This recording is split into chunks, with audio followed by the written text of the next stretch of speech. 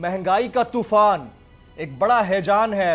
अल अमान कहने को दिल करता है। हबीब जालिब जैसे बंदे ने लिखा था 20 रुपये मन्नाटा, इस पर भी है सन्नाटा। रोने की शिद्दत में इजाफा मैंने देखा है। मैंने इस कौम को कभी आसूदा पुरसुकून हंसते खेलते नहीं देखा। आपको लगता है कि उनको मखलूत सेटअप के अंदर हुकूमत में आना कबूल नहीं करना चाहिए था? ये मुल्क मैनेजमेंट से आगे निकल चुका है।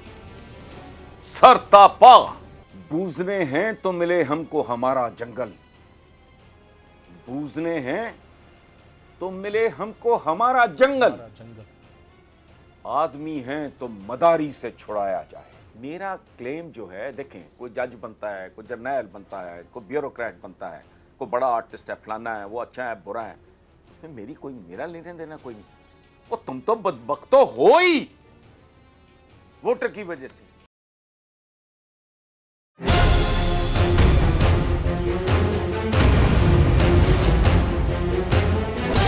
From the Islamabad studios of Bol Network, it's time for Jameel Farooqi on National Debate. Good evening, welcome to national debate. Pakistan का सियासी दर्जा हरारत ऊपर जा रहा है।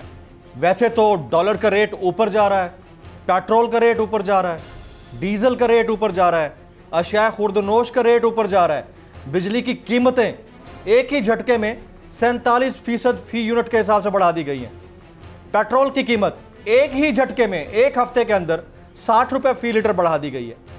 इसका असरात आने वाले दिनों में अशिया खुर्दनोश के ऊपर कितने पड़ेंगे, ये देखने वाली बात होगी। एक और इंपॉर्टेंट चीज वो ये कि आप और हम जो मोबाइल कार्ड इस्तेमाल करते हैं या जो बैलेंस डलवाते हैं, उसमें भी 30% मजीद टैक्स लगाने का इम्कान है आने वाले चंद दिन के अंदर।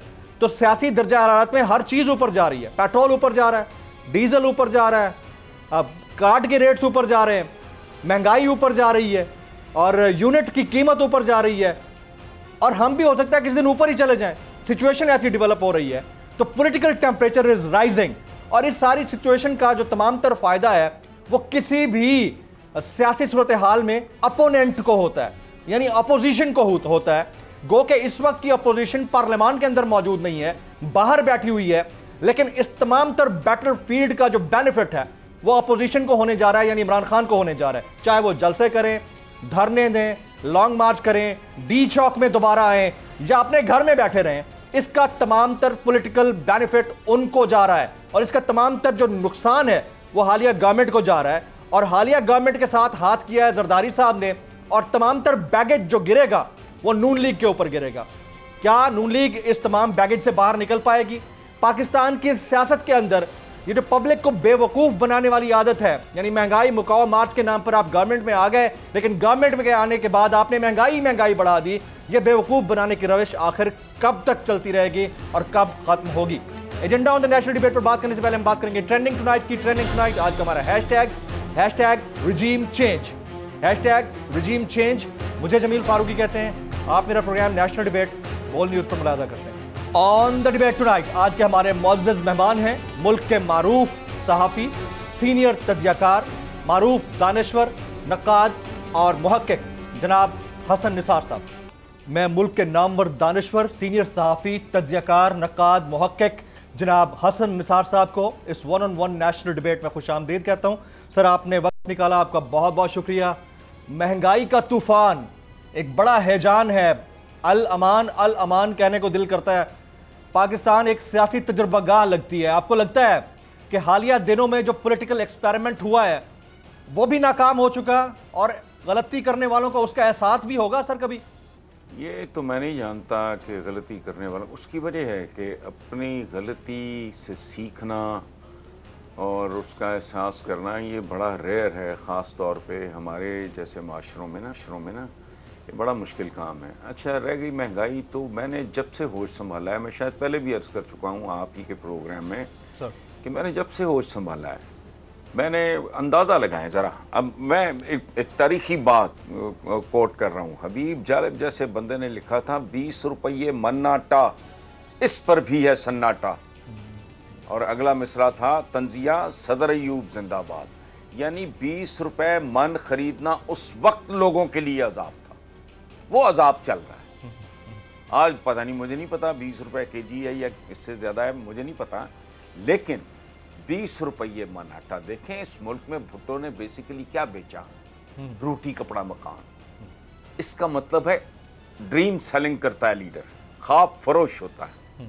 भुट्टो ने क्या ख्वाब बेचा जो हर एक का ख्वाब था इस मुल्क की भारी अक्सरियत का, कि यार बाइज्जत रोटी मिल जाए, 2 वक्त की 3 वक्त की, मुहावरा तो आपका 2 वक्त का है, ये तो औकात है हमारी तारीखी तौर पे कि जी इसका 2 वक्त की रोटी मिल जाए, सर पे अपनी छत हो, रोटी कपड़ा मकान और 2 जोड़े फालतू हो जाए तो सुभान अल्लाह। ये अच्छा मुल्क क्या था बुनियादी तौर पे, मैंने खुद देखा है मियाँ चनू में ये मंजर।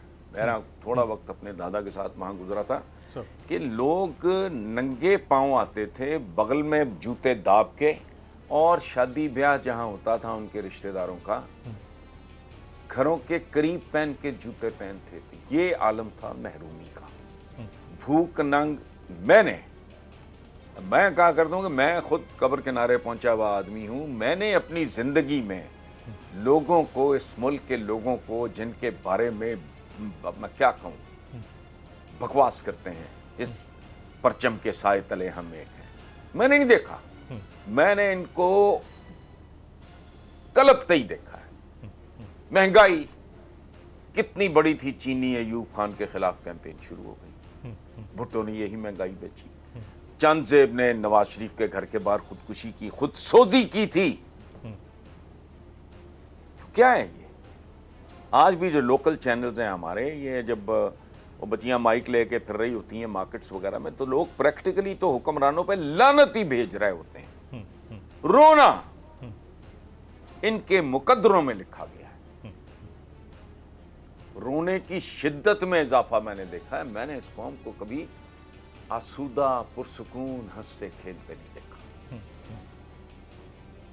अगर कोई फेज ऐसा है आप मुझे बता दें। बीच में आए 1-2 पैचेस, हालांकि अयूब खान का दौर निस्बतन बहुत बेहतर था। परवेज मुशर्रफ साहब का दौर बहुत बेहतर था। उसमें थोड़ा वक्त के साथ साथ हमने बेशुमार ऐसी ज़रूरियात अपने ऊपर तारी करनी है जो बेसिकली गरीब आदमी की है नहीं। आज आप सर्वेंट क्वार्टर्स में देखो, मैं अपनी बात नहीं कर रहा, हमारे तो है ही है, बेशुमार लोगों के आपके सर्वेंट क्वार्टर्स में वेली ख़वातीन जो हैं उन्होंने भी वॉशिंग मशीन्स रखी हुई हैं, टीवी चल रहे हैं, सेल फोन आप उन लोगों के हाथ में देखते हो जिनको उनकी ज़रूरत ही नहीं है।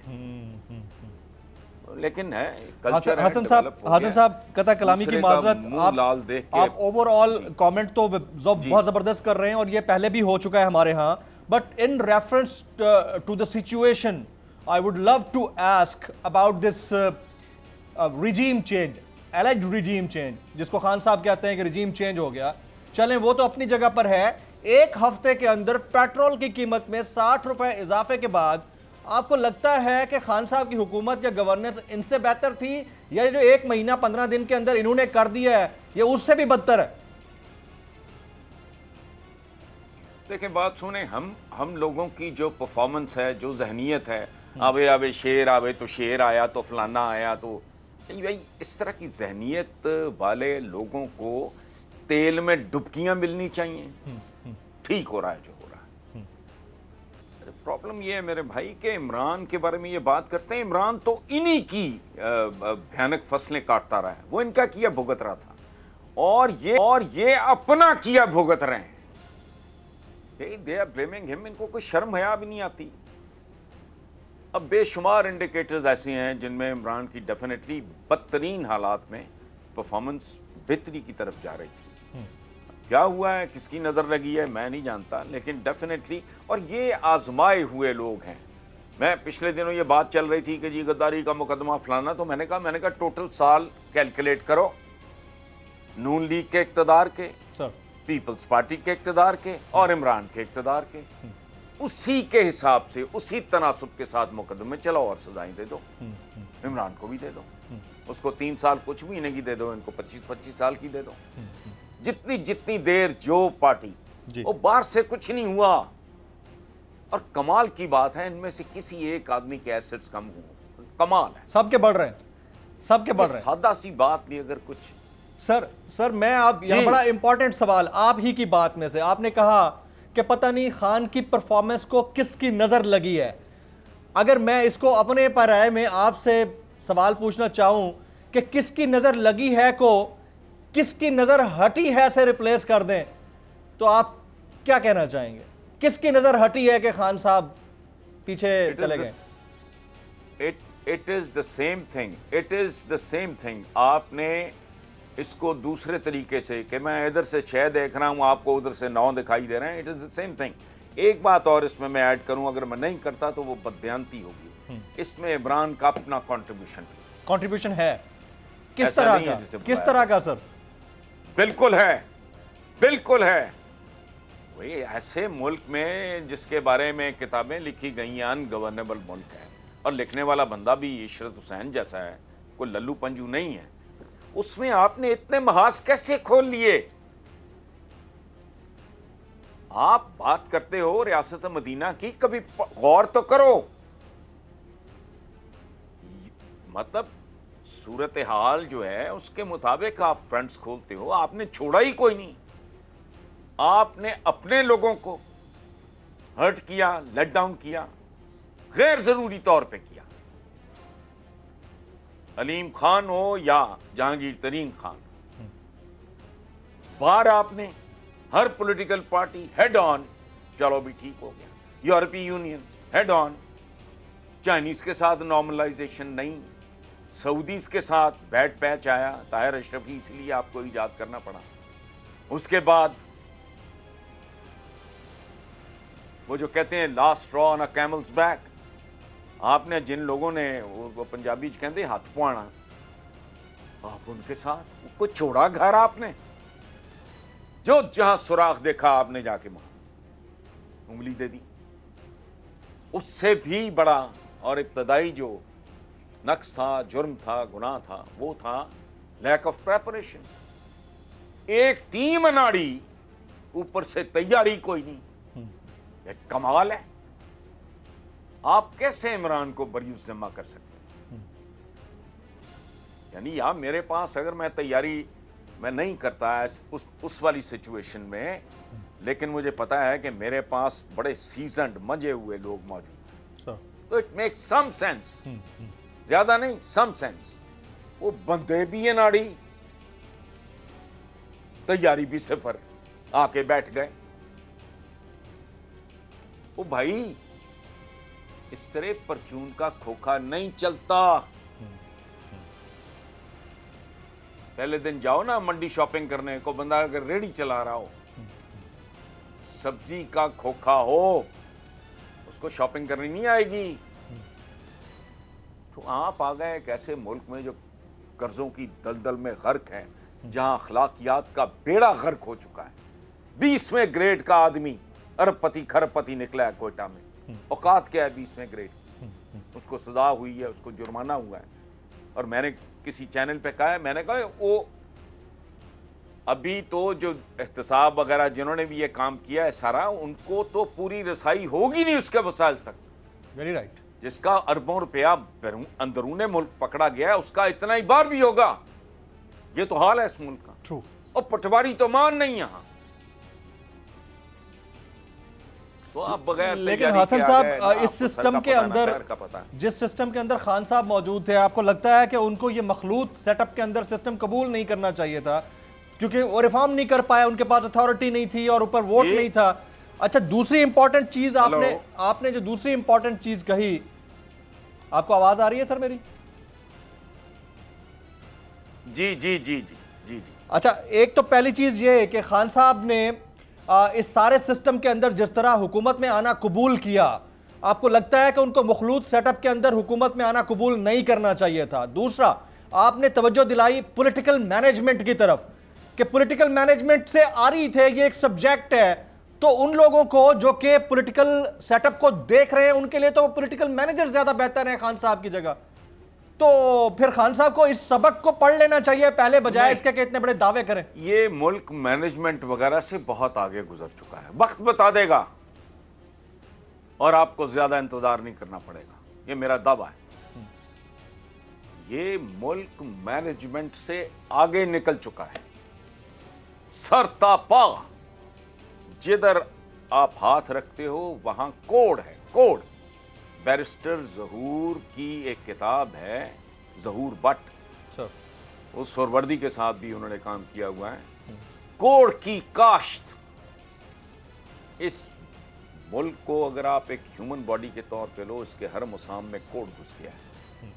ये एक ऐसी सूरत हाल है कि एक लक्कोदक सहरा में आपके चारों टायर फट गए हैं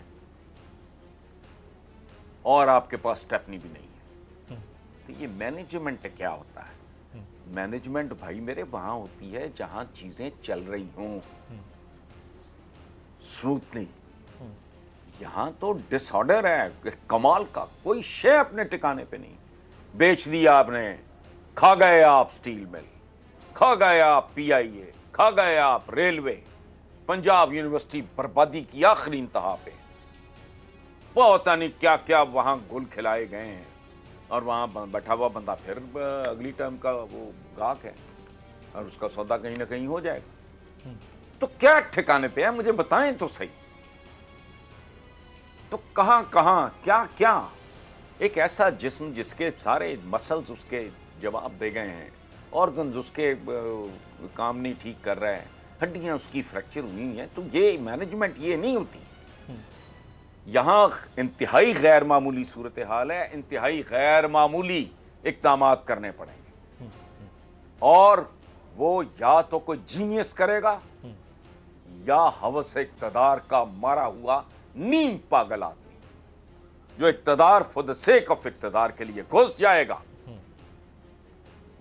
फिर चाहे रोता ही फिरे। सर मसला सारा ये है कि चेहरे लटके हुए हैं। उस नीम पागल आदमी को चलने भी तो नहीं दिया जाता ना। मसला ये भी है कि 74 साल में हमें वो नीम पागल आदमी अभी तक मिला नहीं है। मतलब 3-3.5 साल बाद हमारा वजीर आजम गुजर जाता है, 4 साल मैक्सिमम उसकी जो है टेन्योर लिमिट है, 5वां साल तो उसके लिए वैसे भारी पड़ जाता है।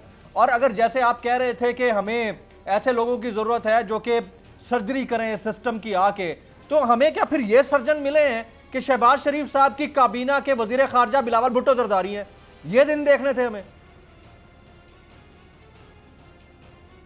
अच्छा नहीं, उसमें मैं आपको एक बात बताऊं, ये पैकेज है पूरे का पूरा। इसमें किसी को आप एग्जॉनरेट नहीं कर सकते, किसी पे आप उसकी वजह वो मुनीर नियाजी का है मरहूम का, अल्लाह उन्हें गरीक रहमत करें। कुछ शहर दे लोग भी जालिम सन, कुछ सानू मरण दा शौक भी कुछ सी। मैनू मरण दा शौक भी सी।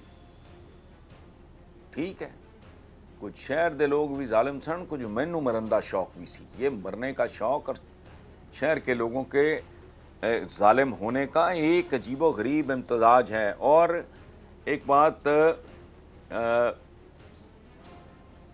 ये हैरतअंगेज पैराडॉक्स हो गया है। अब आपको ये पता है क्या है सूरत हाल कि एक इमारत के बारे में, जैसे हमारे लाहौर शहर में अंदरून शहर इमारतों को मार्क किया गया और कहा गया कि इन इमारतों को डिमोलिश कर दो वरना ये तुम्हारे ऊपर आ गिरेंगी। बेहतर यही है इसको डिमोलिश करो और नए सिरे से खड़ी करो। ये पाकिस्तान मुतहम्मल नहीं हो सकता। इस निज़ाम के इतने ब्लैक मेलर्स की मौजूदगी में ये ट्रैक पे वापस आ जाए मुमकिन नहीं। इस मुल्क का बहुत बड़ा एक अजाब है जिसका कोई जिक्र नहीं करता, वो है इसकी बेलगाम टुट्टे छितर की तरह बढ़ती हुई आबादी, पॉपुलेशन। मुकद्दस ब्लैक मेलर्स हैं, मजाल है किसकी हिम्मत है बात करें कि इसको कैप करो। ये तो संभाला नहीं जा रहा तुमसे। 10 साल बाद जब ये होगा 35 करोड़, वो बनेगा क्या? और अभी जो कत्लो गारत, जो गुंडागर्दी, जो बदमाशी बाप की और भाई की मौजूदगी में एक बच्ची के साथ, तो खुदा का खौफ करो। ये क्या मुल्क है? या आपका एक सीसीपीओ लाहौर का कहता है ढीठ बेशर्म बेहया। ये वो औरत वो जो यहाँ लाहौर गुजरांवाले जाते हुए जो तमाशा लगा था, वो कहता है वो रात को क्या लेने निकली है, उसने पेट्रोल क्यों नहीं चेक किया? वो इतना ढीठ बेशर्म आदमी था, सीसीपीओ था। ये मेंटालिटी आपकी हो गई है। आपके यहाँ जुर्म जुर्म नहीं रहा, गुनाह गुनाह नहीं रहा, मेरिट मेरिट कभी नहीं रहा। अब क्या करना है आप लोगों ने? मेरी अकल से बाहर है कौन करेगा और कैसे करेगा। मुझे नहीं लगता। Perfectly right. मैं कम अकल हूँगा, मैं मुझे नहीं पता, लेकिन मेरी अकल नहीं मानती। अच्छा, मैंने चूंकि वोट नहीं लेना, मुझे चूंकि किसी चीज से दिलचस्पी नहीं है, इसलिए मैं झूठ नहीं बोलता।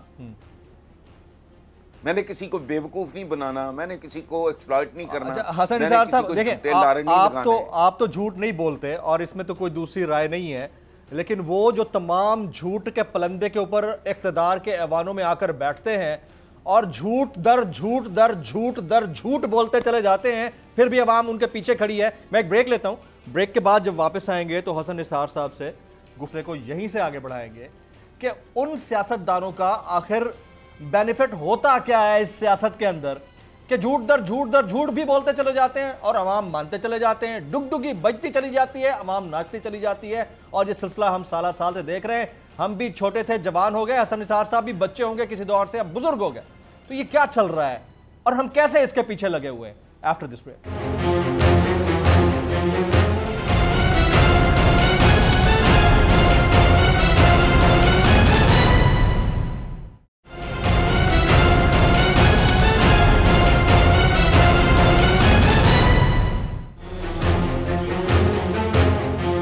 बैक। पाकिस्तान के मायनाज तज्जियाकार, दानिश्वर, मुहक्किक जनाब हसन निसार साहब हमारे साथ मौजूद हैं।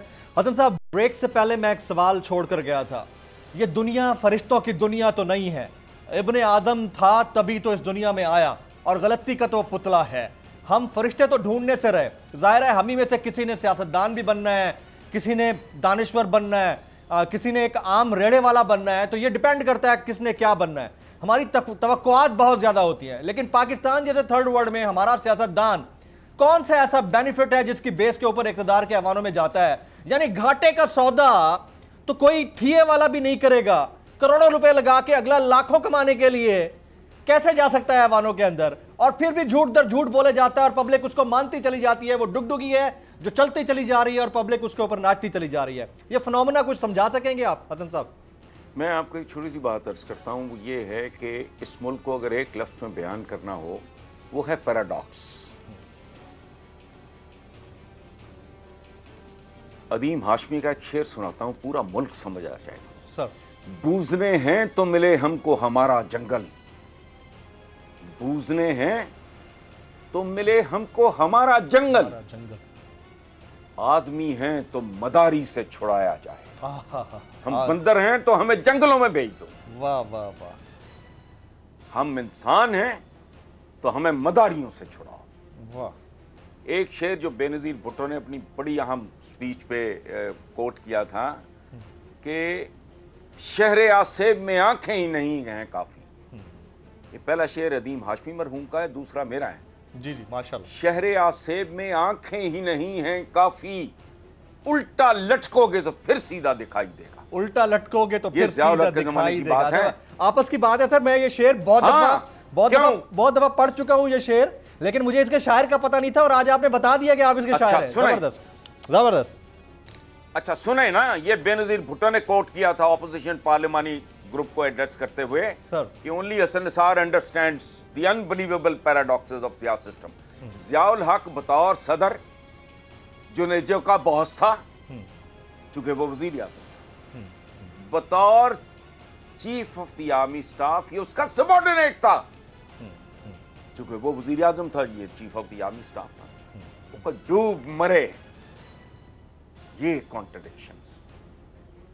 हम जिंदा कौम हैं, वो जीने देते नहीं तुम। तो पैराडॉक्सेस, इससे निकलो। तुम्हारे यहां यार इस मुल्क में कब कब किस किस जमाने के मेरे भाई कवानीन राइज हैं। गाड़ियों का मॉडल हर साल तब्दील होता है, मोटरसाइकिल का मॉडल तब्दील होता है, फैशन बदलता है। वो इनको शर्म है ही नहीं। इस्लामी जमहूरिया इंसाफ मिलता नहीं। क्या कोई बात है करने वाली? 3-3 नस्लें गारत हो जाती हैं, गल सड़ जाती हैं। मैं पहले भी शायद आपके प्रोग्राम में मैंने 2-3 जगह ये मातम किया, मुझे पास कहा है। चंद साल पहले की बात है, कोई जज साहब सुप्रीम कोर्ट में रो पड़े थे एक बंदा जिसने कभी किसी जमाने में को पता नहीं 60 साल पहले 65 साल पहले को केस किया था, उसका पोता खड़ा था सामने जिसकी दाढ़ी सफेद हो चुकी। और तुम बुनियादी तब्दीलियां लाओ। ये क्लैरिकल सोच जो है, ये क्लैरिकल सोच है। ये बांझ लोग हैं, ये बंजर लोग हैं। जाएंगे सऊदी अरेबिया, पैर फाड़ लेंगे, फिर यूएई भागेंगे, फिर उधर मेहनत करेंगे, को तल्ले करेंगे। ये परमानेंट, इनको पता ही नहीं है, पॉपुलेशन इनको बर्बाद करके रखते हैं। ये सीधे भी हो जाएं तो सीधे नहीं हो सकेंगे, लेकिन नहीं, लॉन्ग टर्म ख्वाब ही कोई नहीं। जो है वो अपनी दिहाड़ियां या दिहाड़े लगाने के लिए आता है। वो प्राइम मिनिस्टर हाउस में एक और तस्वीर का इजाफा चाहता है, मेरी भी लगता है। ये टोटल औकात है इनको अपनी कॉन्ट्रडिक्शंस का। इनको ये नहीं पता कि जिस जनरेशन ने, भाई मेरे ये सादा बातें हैं, जिस जनरेशन ने 15 साल बाद ये मुल्क संभालना है, आज वो 5-10 साल की उनकी औकात क्या है। क्वालिटी एजुकेशन उनके करीब से नहीं गुजरी। मकरूज कोई बच्चा अपने तौर पे ब्रिलियंट हो, क्रिएटिव हो, मेहनती हो, that is different. Majority of the children, और जो हाई प्रोफाइल अच्छे स्कूल्स के पढ़े हुए बच्चे, उनमें से 80% ने इस मुल्क में नहीं रहना। मेरे बच्चे निस्बतन मेरे एज ग्रुप के लोगों से छोटे हैं तो वो यहाँ हैं। मैं अपने इर्द गिर्द दूर दूर तक देखता हूं तो मेरे दोस्तों में से मेजॉरिटी के सारे ही बच्चे बाहर हैं, या वरना अगर 2 बेटे हैं 1 बार है, 3 बेटे हैं 2 बार है। वो किन के सुपुर्द करके जा रहे हो तुम? ये मुल्क तुम्हें शर्म नहीं आती? ये प्राइमरी स्कूलों में कभी जाके देखें, उनके उस्ताद इतने जाहिल हैं। पिछले दिनों मैंने पढ़ा था कि पता नहीं स्कूलों के टीचर्स का अंग्रेजी में इम्तिहान होगा। मैंने कहा बात सुनो, ये 90% फेल होंगे। अब मुझे नहीं पता हुए हैं कि नहीं हुए, तो मैंने कहा 90% मैं जानता हूं। वो आपके तो चैनल्स पे आपका वजीर आजम कहता है सॉवरेनिटी, सॉवरेनिटी को सॉवरेनिटी है दौड़ डाल के, लॉ को लायर, ये आपके दानिश्वर हैं।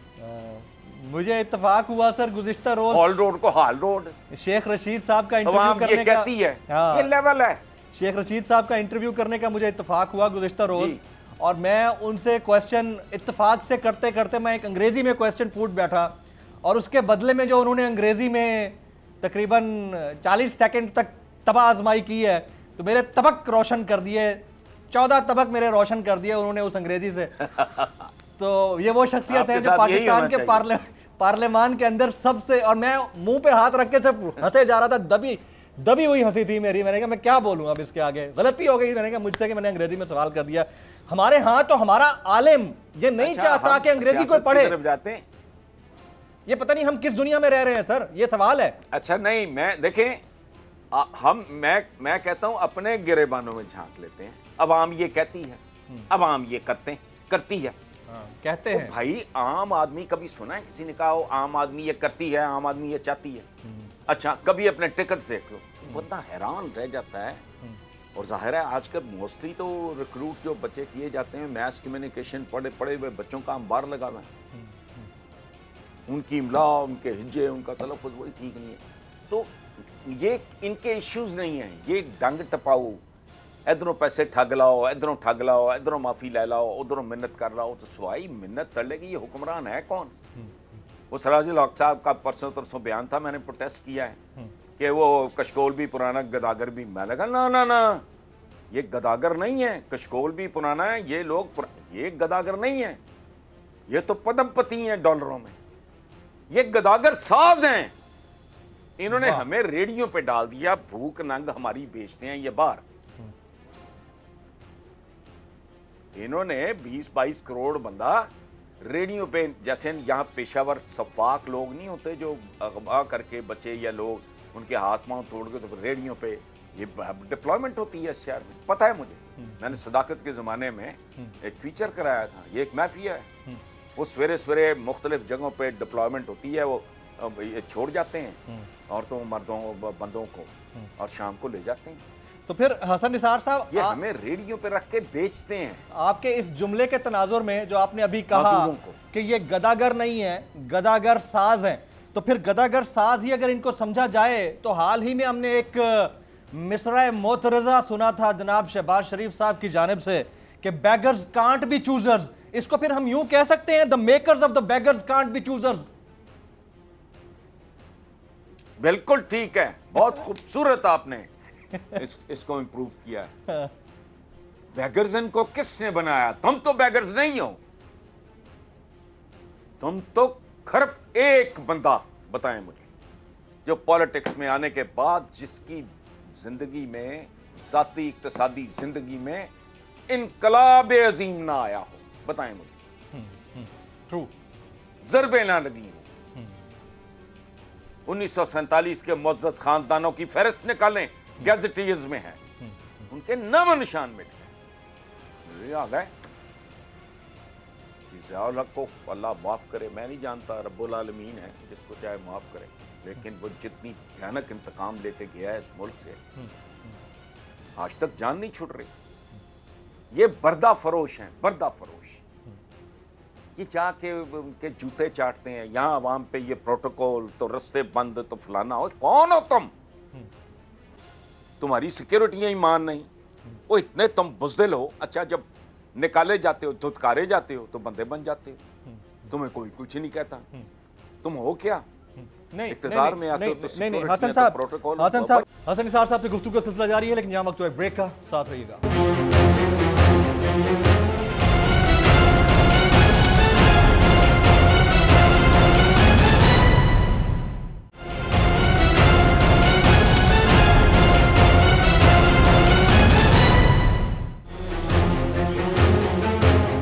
Welcome back. मारूफ दानिश्वर हसन निसार साहब से गुफ्तगू के सिलसिले को आगे बढ़ाते हैं। मैं आपके सामने एक चीज रखना चाहूंगा, ये एक कैफियत का नाम है जो हर शख्स में पाकिस्तान जैसे मुल्क के अंदर मौजूद है। आप पॉलिटिशियंस को छोड़ दें, जिसके पास थोड़ा सा पैसा आता है उसने एक छोटा सा डाला रखना है, पीछे 4 गार्ड बिछाएगा और एक आम आदमी को दबाने की कोशिश करता है, उसका रास्ता रोक रोक के, हाथ लहरा के रोकेगा। ये मैं सिर्फ पॉलिटिशियंस की बात नहीं कर रहा, ये मैं पैसे वाले की बात नहीं कर रहा, एक आम आदमी के पास, एक एंकर के पास भी पैसे आ जाए ना, वो यही हरकत करता है। तो दिस इज काइंड ऑफ ए कैफियत जो हम सब के अंदर बदरजे अतम मौजूद है। Isn't that right, sir? अच्छा, मैं एक बात अर्ज करूं। मुझे कुछ लोग कहते हैं कि जी आप बड़ा हाथ भारी रखते हो पॉलिटिशियंस। देखो बात सुनो सर, कोई एंकर शंकर ये वो जो भी कोई आदमी ABCD वो जो मर्जी करे, मेरा वोट लेके नहीं आया मेरे भाई, वो आपका वोट लेके नहीं आया। Very right. उसने तलवे नहीं चाटे, उसने आपके घरों के चक्कर नहीं लगाए, उसने कुछ सतबाग को वाजे को कुछ नहीं। मेरा क्लेम जो है, देखें, कोई जज बनता है, कोई जर्नैल बनता है, कोई ब्यूरोक्रेट बनता है, कोई बड़ा आर्टिस्ट है, फलाना है, वो अच्छा है बुरा है, उसमें मेरा लेने देना कोई नहीं। वो तुम तो बदबख्तो हो ही वोटर की वजह से, जिसको तुम कहते हो वोट को इज्जत हो, वोटर को बेइज्जत करो। अमलन ये सूरत हाल। इसलिए मुझे सियासतदान से नफरत है। कैरेक्टर लेस हम सारे ही हैं, जो आपने पॉइंट आउट किया। मैंने इससे पहले मैं क्या कह रहा था, इन अवाम के साथ यही होना चाहिए, उसकी वजह है ये ओवरऑल। देखें, ये ग्लेशियर की तरह होते हैं जो सो कॉल्ड लीडरशिप। ये जहरीला, अगर ग्लेशियर जहरीला होगा, उसी का पानी नदी नालों में आएगा। इन पे गुस्सा मुझे सिर्फ एक वजह है, कोई जज जर्नैल ब्यूरोक्रेट कोई कुछ जो मर्जी करे, कोई डॉक्टर करे, इंजीनियर करे, फलाना, मेरा उस पर कोई एज सच क्लेम बनता नहीं। और तुम तो पैदावार ही इन भूखे नंगे लोगों की हो, तो खुदा का वास्ता उनके बारे में कुछ थोड़ा कर लो। लेकिन नहीं, इनके देखें, अच्छा आदमी जो होता है उसका पोटा होता है परिंदे जितना छोटा सा, वो जल्दी भर जाता है और वो सुकून करता है।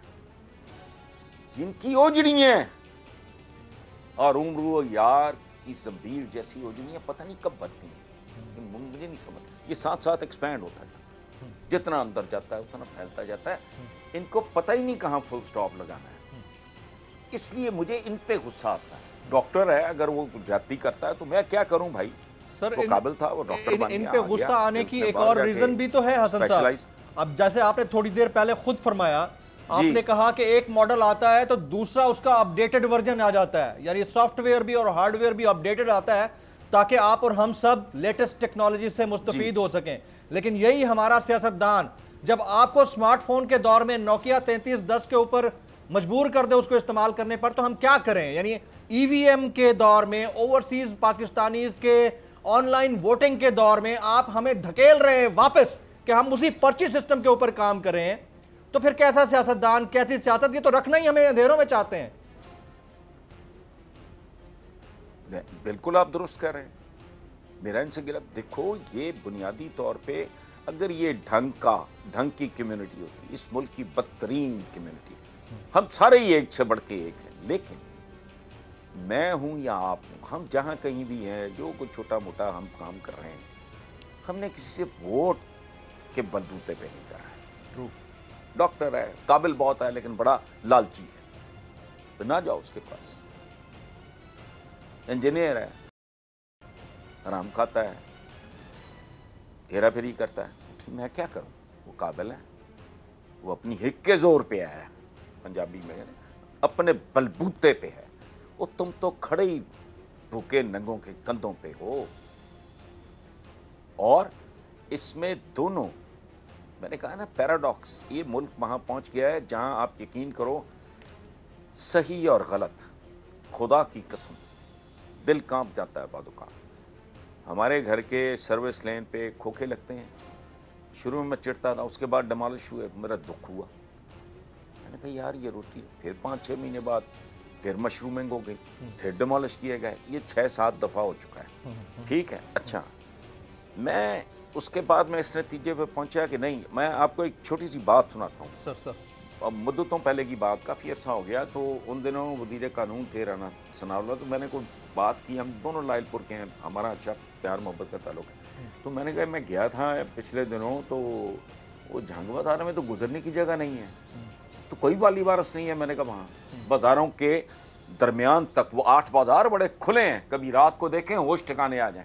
तो मैंने कहा वो सेंटर में बमुश्किल एक आदमी इधर से आ सकता है, किधर से जा सकता है। तो राना साहब का एक जुमला था, मैं ऑन रिकॉर्ड आपके चैनल पे ये कह रहा हूँ, उन्होंने कहा कि अल्लाह का शुक्र अदा करो, ये डाके नहीं मार रहे हैं। अब ये फैसला करना वाकई मुश्किल है। जब यहाँ वो होती थी इंक्रोचमेंट, मैं कुड़ता था, फिर मैंने रीविजिट किया अपनी सोच को कि तुम क्यों इतना इरिटेट होते हो, क्यों तुम इन लोगों के बारे में। तो शर्मिंदा हुआ फिर मैं कि क्या करें, ये लोग कहाँ जाएं, क्या करें। यानी सही और गलत का फैसला, जायज नाजायज का, स्याह और सफेद का फैसला जहां नामुमकिन हो जाए, वो सबसे ज्यादा बद्दुआया हुआ मुआशरा होता है। And that is where we are today. बंदा रंगे हाथों पकड़ा जाता है, एक जवाब देता है, आपके हवास गुम हो जाते हैं, यदि मैं बच्चे नहीं पालने। सर ये तो आपका बड़ा वेरी वैलिड कमेंट है, थोड़ा मैं, लेकिन साथ साथ आपने राना सनाउल्लाह साहब का चूंकि तज़किरा छेड़ दिया है, तो उनसे रेलेवेंट ही एक क्वेश्चन मैं कर लेता हूँ। ये जो गुज़िश्ता दिनों यानी 25 मई को डी चौक के ऊपर हमने मनाजर देखे, राना सनाउल्लाह साहब वज़ीर दाखिला है वफाक के, चले आपका ज़ाती ताल्लुक उनसे अपनी जगह, लेकिन जो उन्होंने किया कौम की नहती बेटियों और ख़वातीन के ऊपर, बच्चों के ऊपर, इवन हम सहाफ़ी थे, मैं खुद उससे, मुझे टेयर गैस से मैं बेहोश हो गया था। तो ये जो किया, ये होना चाहिए था पाकिस्तान, इस तरह की ताकत का इस्तेमाल निहत्ते लोगों पर होना चाहिए, चाहे उनकी तरफ से रिएक्शन कितना स्ट्रांग ही क्यों ना एक्सपेक्टेड हो। देखिए मैं आपको एक बात बताऊं, अंग्रेजी का एक मुहावरा है, मनी बिगेट्स मनी, ये बड़ा महदूद है। पैसा पैसे को खींचता है, गलाजत गलाजत को खींचती है, गंदगी गंदगी को खींचती है, बदनामी बदनामी को खींचती है, बदबू बदबू को खींचती है। ये जिंदगी का उसूल है। गुर्बत गुर्बत को खींचती है, जुल्म जुल्म को खींचता है। जो इन्होंने राना सनाउल्लाह के साथ किया था वो कहां तक ठीक था। मैंने उन दिनों में भी प्रोटेस्ट किया था कि होश करो, तुम चले गए हेरोइन तक। बदतरीन दुश्मन खानदान राना सनाउल्लाह का लायलपुर में, आबिद शेर अली वगैरह उनके वालिद, उन्होंने भी कभी नहीं लगाया, उन्होंने कैसा इल्ज़ाम नहीं लगाया। एक देखो, एक माशरा होता है प्रो बदी, वहां खैर मुमकिन ही नहीं होती, प्रो नेकी जीना मुश्किल है।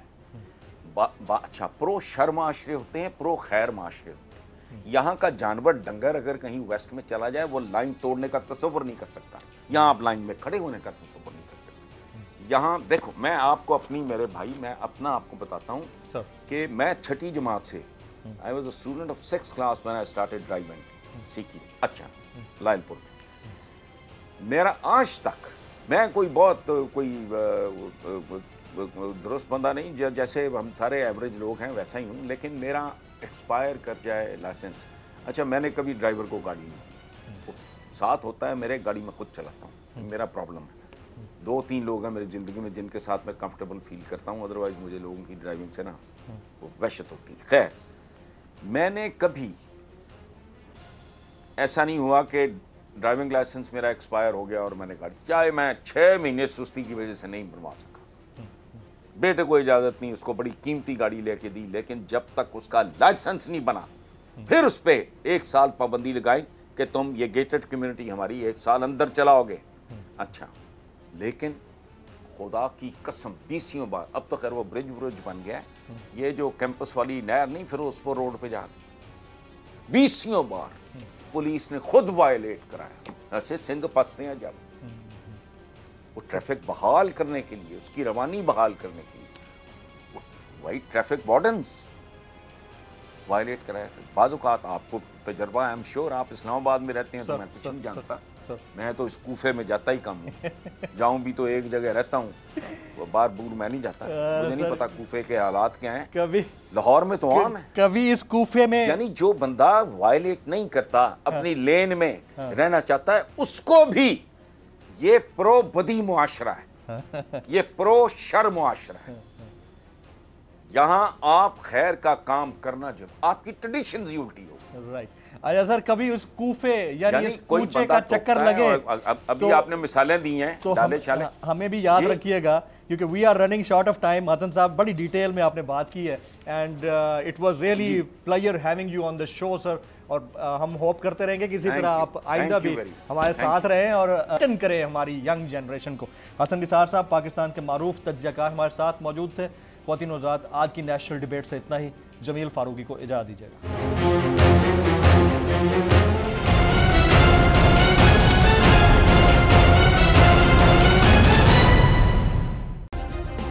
सब्सक्राइब करें और बेल दबाएं ताकि कोई खबर रह न जाए।